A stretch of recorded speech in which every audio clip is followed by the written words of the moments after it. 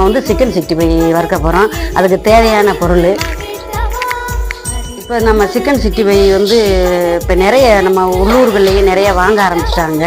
ஏன்னா லூஸில் 50 100ன்னு இப்போ கேட்க ஆரம்பிச்சிட்டாங்க. நம்ம வந்து அஜினமோட்டோ கலர் சேர்க்காதனால குழந்தைகளுக்கு நல்லதுன்றதுக்கு நம்ம வந்து நம்மகிட்ட வந்து இப்போ லூஸில் கேட்க ஆரம்பிச்சிட்டாங்க. நம்ம லூஸ்லேயும் கொடுத்துக்கிட்டு இருக்கோம்.